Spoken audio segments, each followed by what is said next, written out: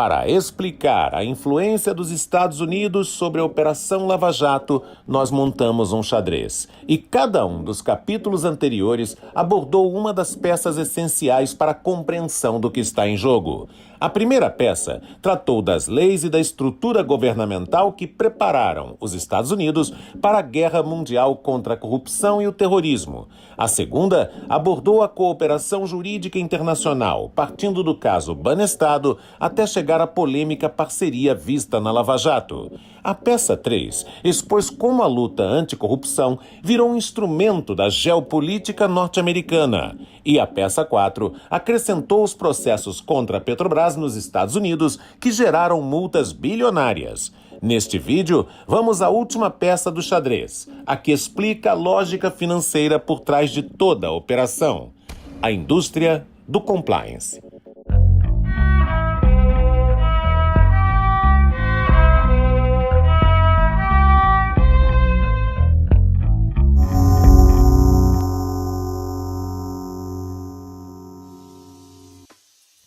Nos últimos 5 anos, a Lava Jato fisgou políticos, executivos e operadores do esquema na Petrobras e também avançou sobre grandes companhias brasileiras. A Força-Tarefa ajudou a disseminar a narrativa de que os crimes de colarinho branco existiam por falta de uma cultura de integridade moral nas cúpulas empresariais ou porque os mecanismos de controle falharam. Decisão de não permitir a corrupção, não permitir a lavagem de dinheiro, vem de cima para baixo. Condenadas, as empresas pagaram multas gigantescas e foram obrigadas a se colocar em conformidade com os parâmetros internacionais de transparência e governança. Esse direcionamento fomentou o mercado de compliance no Brasil, abrindo vagas para os próprios procuradores, que viram a oportunidade de deixar a carreira no setor público para assessorar empresas investigadas. Nos Estados Unidos, essa mudança de um lado do balcão para outro é conhecida como revolving door, ou, em português, porta giratória, justamente porque é um fenômeno que ocorre com muita frequência por lá. Hey, mister, what's this? Oh, this? It's the revolving door. Cool. What's it for? A bunch of things, mostly making money. Neat. Os promotores dos Estados Unidos não têm uma carreira estável, como aqui no Brasil, onde existe o concurso público. No âmbito estadual, eles são eleitos para o cargo. E no plano federal, são nomeados livremente pelo presidente dos Estados Unidos. With that, it's my pleasure to introduce my friend, Attorney General Eric Holder.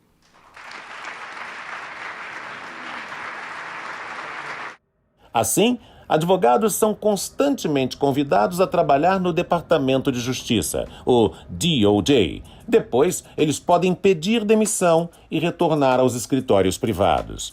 Essa troca de funções gera polêmica porque, muitas vezes, os ex-promotores viram advogados de empresas que eles investigaram.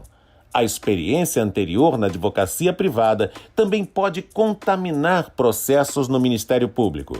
A passagem de Eric Holder pelo Departamento de Justiça é um exemplo disso. Ele era ferrenho defensor da blindagem das instituições financeiras, expediente seguido à risca pela Força-Tarefa da Lava Jato, em Curitiba. O Attorney General de 2013, Eric Holder, ele era advogado de um escritório de advocacia que atuava para bancos. E ele, enquanto Attorney General dos Estados Unidos no governo Obama, ele instituiu o programa de hands-off em instituições financeiras, ou seja, o problema é o risco sistêmico se houvesse operações ou então investigações, ou então denúncias, qualquer tipo de notícia sobre uma investigação anticorrupção em bancos, em instituições financeiras, inclusive confessada pelo próprio Dallagnol. Nos Estados Unidos, o Departamento de Justiça dá impulso ao funcionamento dessa porta giratória quando aumenta o poder de seus promotores. Na prática, quem decide se o programa de compliance de uma empresa investigada atende ou não às expectativas é o promotor. Ele é o responsável por balizar acordos, definir a multa pecuniária e outros pontos importantes. Mas o grande motivo pelo qual os escritórios de advocacia recrutam ex-promotores para o seu time de compliance não tem nada a ver com conhecimento técnico, mas com a rede de relacionamentos que o ex-agente público carrega consigo quando sai do DOJ. Então, um sujeito que tenha capacidade de trânsito na procuradoria, ele vale mais no mercado da advocacia do que um advogado comum, só que isso é negativo, porque ele está vendendo para as pessoas um tipo de acesso à informação e um tipo de acesso de relações pessoais em que ele é inadequado esse tipo de venda. Ele não pode, é um dever republicano, ele não se utilizar de informações que ele teve de investigações, não se utilizar da relação que ele tem mais íntima de coleguismo de anos com quem investiga, quem atualmente ainda investiga, ainda está no exercício da função. Ou seja, ele não deve utilizar para fim de lucro pessoal um network que foi constituído pela condição de servidor público dele, não por algum talento de relacionamento comercial ou pessoal. Mas isso, de certa forma, ele está vendendo influência, né? Ou proteção, né? Em vários países, as grandes operações de corrupção passaram a servir de vitrine e abriram as portas do mercado bilionário de compliance a promotores, juízes e outros agentes públicos. Adam Kaufman, por exemplo, foi um dos promotores mais atuantes de Nova York durante 18 anos. Trabalhou nas investigações contra a Enron e a FIFA e cooperou com o Brasil nos casos do Banestado e Petrobras, entre outros. Em 2017, quando saiu do DOJ, Adam Kaufman abriu justamente um escritório de advocacia, em sociedade com outro ex-promotor nova-iorquino. Na Suíça, Stefan Lenz, que ajudou a Lava Jato a investigar a Odebrecht de maneira informal, também saiu do Ministério Público e mirou no setor de compliance. Na internet, ele proclama que estabeleceu contatos importantes com responsáveis pela persecução penal nos Estados Unidos, na América do Sul e em outras regiões. Em 2017, ele até recebeu uma proposta de trabalho de Rodrigo Janot, ex-procurador-geral da República. A porta giratória funcionou ainda para Trevor McFadden, um juiz norte-americano com passagem pelo DOJ. Antes de se tornar magistrado, ele foi advogado do escritório Baker McKenzie. A banca de Washington tem uma forte parceria com o escritório Trent Rossi, aqui no Brasil. Juntos, eles defenderam grandes empresas na Lava Jato, como a Petrobras e a JIF. Os escritórios de advocacia norte-americanos, aliás, tiveram um papel central na geopolítica da anticorrupção. De um lado, são os interventores escolhidos para atuar em empresas estrangeiras punidas pelo Departamento de Justiça. De outro, empregam os procuradores que decidem se aposentar depois das grandes operações. E, especialmente no Brasil, esse novo emprego vem com honorários extravagantes. Os escritórios de advocacia americanos são imensos, tem alguns que são de muita ligação com o Departamento de Justiça, porque tem muita gente que saiu de lá. Os Estados Unidos não há carreira de procurador federal, né? São 79 procuradores nomeados pelo presidente cada um. Geralmente são advogados do meio para o fim da carreira. E eles consideram uma honra trabalhar como procurador federal, ganha 1% do que ele ganha no escritório. Mas eles consideram importante para a vida deles, para prestar um serviço ao país. Então há uma ligação muito estreita entre os procuradores e os escritórios, né? Sai do escritório, nem se fala em corrupção, mas há uma ligação de amizade, de confiança, né? Então há escritórios que são muito ligados ao Departamento de Justiça, que nem o Baker McKenzie, né? Se legalizou nos Estados Unidos uma situação que é antiética em essência, né? Eu observei, por exemplo, que os grandes escritórios que lidam com questões de acordo com o DOJ, né, de realizar acordos, extensão de delação aqui do Brasil, plea bargain, esse tipo de coisa, em geral são compostos por ex-integrantes do DOJ. Uma grande empresa, não vou falar qual que é aqui, mas uma grande empresa norte-americana. Eu observei que da estrutura de compliance dela, ela tinha 800 ex-integrantes do DOJ. Isso foi incorporado com uma certa, não tanto, há muita crítica também nos Estados Unidos, mas uma relativa normalidade. Tem um grande questionamento porque mais da metade dos funcionários públicos saem da máquina pública e vão trabalhar na máquina privada ou como lobistas, aí entra DOJ. Então, esse sistema de revolving door permitido nos Estados Unidos está acabando com a democracia e com a própria economia norte-americana. No Brasil, o mercado de compliance foi inaugurado por Antenor Madruga, ex-secretário nacional de Justiça, com passagem pelo COAF, o Conselho de Controle de Atividades Financeiras. Marcos Neder é outro exemplo brasileiro. Ele foi subsecretário da Receita Federal e tem experiência como coordenador de setores que pesquisam crimes corporativos. Hoje, é associado do escritório Trent Rossi. Nós estamos num sistema germano-românico onde a lei prefere estabelecer mecanismos de evitar risco ético. É óbvio que muitas dessas pessoas que aposentaram, são procuradores, juízes, desembargadores, é gente muito ética, gente que tem limites, né? Mas o sistema não deve confiar dessa forma. Nós não estamos nessa estrutura. Nós estamos numa estrutura em que compliance, essas coisas, significa você evitar o risco ético, né? Ou seja, você evitar o risco. E para evitar o risco ético nesse sentido, nós temos que reformular a legislação, a meu ver. Primeiro, para introduzir direitos e garantias das pessoas, mais concretamente, mais explicitamente, né? Para não ter muita dúvida quanto a isso. E segundo, para evitar que esse tipo de porta giratória ocorra. O ex-procurador Marcelo Miller protagonizou o episódio que melhor explica os riscos envolvendo esse tráfego entre os setores público e privado. Muito perigoso. Eu não gosto dessa porta giratória, que a pessoa, algumas horas é árbitro, às vezes é juiz. Às vezes é árbitro, às vezes é juiz. Às vezes a pessoa é procurador, promotor, depois vira diretor de compliance de uma empresa. É exemplo do Marcelo Miller, membro do Ministério Público Federal, negociando e sabendo informações importantíssimas relacionadas a um aspecto da Lava Jato e que se tornou advogado de uma banca de advocacia que tinha como maior cliente justamente uma empresa investigada que era a JF. Depois de negociar a delação da JF, Miller foi recrutado pelo Trent Rossi, justamente o escritório que fazia a defesa da empresa.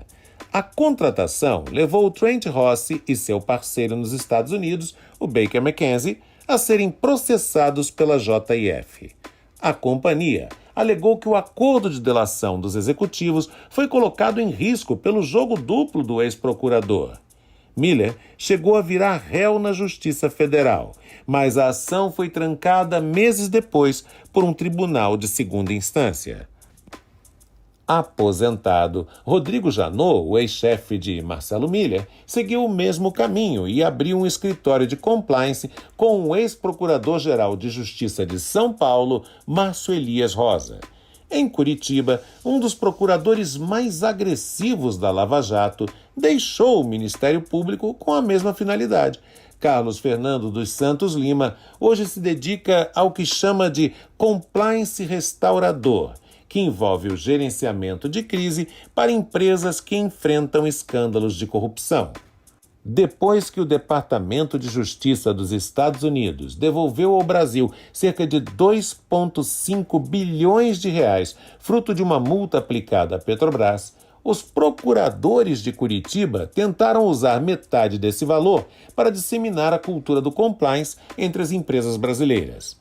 Os procuradores Deltan Dallagnol e Roberson Pozobon não abandonaram a força-tarefa, mas passaram a ministrar cursos e palestras sobre combate à corrupção e compliance, e até planejaram abrir juntos uma empresa para prospectar mais serviços. A advogada Rosângela Moro, esposa do ex-juiz Sérgio Moro, também criou uma empresa do gênero, em sociedade com o advogado Carlos Zuccolotto. Sempre que há dinheiro no assunto, gera desvios, na minha opinião. Sabe? O ser humano tende a desviar. Dinheiro e poder para o ser humano são tóxicos, né? Então, tem que se tomar muito cautela com isso. E óbvio que daí muitas pessoas que foram das polícias, que foram dos sistemas de auditoria interna de grandes empresas, advogados em especial, que foram dos ministérios públicos, acabam virando titulares desses escritórios e desses empreendimentos que visam ganhar dinheiro com essa anticorrupção, né? Aí, vamos dizer, deixa de ser uma coisa altruísta, heróica, como se costuma colocar na mídia, isso é algo que interessa ganhar dinheiro. Né? Há realmente um mercado que está sendo criado, mas o Brasil está exagerando. Eu não conheço na Argentina ou outros países da América Latina, na Colômbia é um caso clássico, essa efervescência desse mercado de compliance. Parece que foi criado, isso aqui no Brasil, foi criado um mercado do nada. Né? Porque nós estamos querendo fiscalizar dentro do guarda-chuva da lei americana. Né? Nós não precisamos disso aqui, não precisamos da lei americana aplicar, operar ou configurar todo um sistema de fiscalização baseado na lei americana, que são outros conceitos. A mistura entre geopolítica e a indústria do compliance ficou clara nos movimentos da Lava Jato. Numa ponta, a Força-Tarefa de Curitiba buscava empresas brasileiras vulneráveis às investigações nos Estados Unidos. E, na outra, quem assumia a defesa dessas mesmas empresas eram os grandes escritórios de advocacia norte-americanos, que fazem lobby ao redor do mundo e têm boas relações com o DOJ. E existe uma política deliberada dos procuradores da Lava Jato em ampliar esse mercado. O Dallagnol, aí o chefe da Força Tarefa, escreve numa tabela que ele vai procurar empresas que possam entrar em acordo com o DOJ. É estranho isso, porque o que significa você primeiro submeter empresas brasileiras de forma informal a uma jurisdição estrangeira, que quase sempre acaba em negociações. Eu acho algo que a gente tem que começar a entender o porquê disso e qual a vantagem, não só para a soberania, mas também qual a vantagem financeira de quebrarmos tantas empresas, em condenação de morte de empresa, né? Pena de morte corporativa. Nós estamos impondo penas de morte corporativa através do carrots and sticks, dessa intimidação em empresas estratégicas. No rastro da indústria de compliance foram criados organismos internacionais com o objetivo de fazer lobby e explorar o novo mercado. É o caso do World Justice Project, uma associação que conta com advogados influentes e autoridades de países periféricos, que são considerados clientes em potencial. A ex-ministra do Supremo Tribunal Federal, Ellen Grace, integra o quadro de diretores dessa instituição. Ela é a figura-chave na recente abertura do mercado brasileiro às bancas de advocacia de atuação global. Depois que a Lava Jato explodiu na mídia, Ellen Grace foi contratada por R$4 milhões para fazer parte da comissão especial que supervisionaria os trabalhos de investigação independente na Petrobras. Trabalhos realizados pelo Trent Rossi e outra banca internacional, Gibson, Dunn & Crutcher.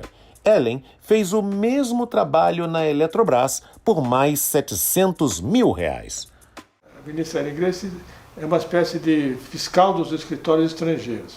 Ela é uma pessoa internacional, ela tem um largo trânsito internacional, ela foi da Corte de Justiça na Europa, da Corte de Haia, ela fala perfeitamente inglês e francês, é uma pessoa muito culta.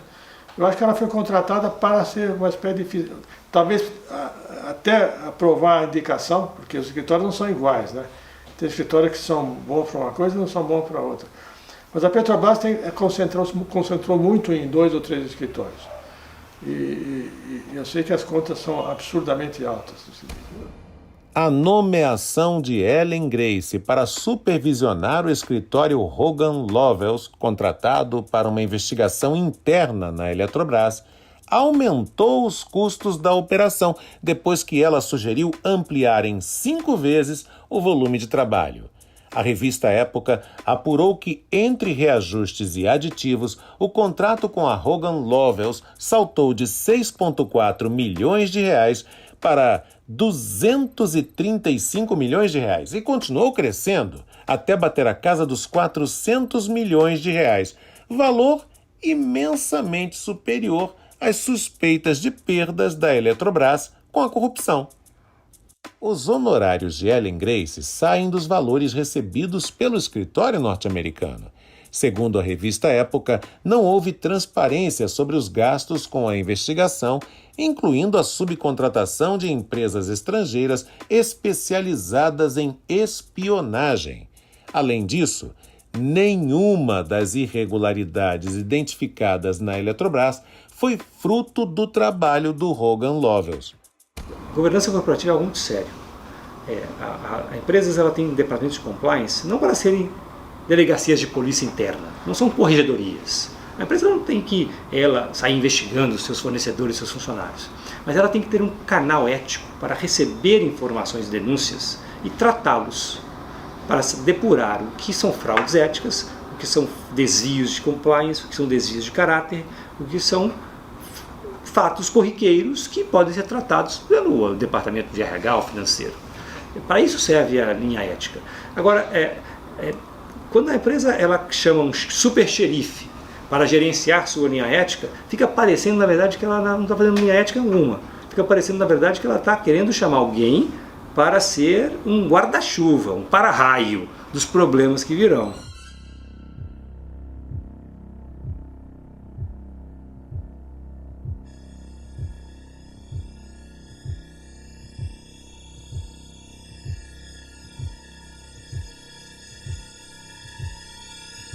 A indústria do compliance é o que explica a lógica financeira por trás das operações anticorrupção como a Lava Jato. Os grandes escritórios de advocacia norte-americanos não são apenas os interventores nas empresas brasileiras, mas os principais estimuladores do colaboracionismo que transformou os procuradores brasileiros em destruidores de empresas nacionais. Hoje, o Departamento de Justiça acompanha cada movimento de empresas estratégicas nacionais. Há monitores da Petrobras, da Eletrobras, em sua subsidiária Eletronorte e em grandes empresas privadas como Odebrecht e JBS. Talvez ainda seja cedo para estimar até onde irá essa intervenção, mas já há algumas pistas pelo caminho, no caso do Embraer. O escritório de advocacia que assumiu o compliance da Embraer é o mesmo que trabalha para a Boeing, a empresa que adquiriu o fabricante de aeronaves brasileiro. A anticorrupção, no final das contas, se tornou uma das atividades mais rentáveis do país, consagrando a economia improdutiva, aquela que não gera emprego, não gera tributos, não gera desenvolvimento, em cima de uma economia real em frangalhos.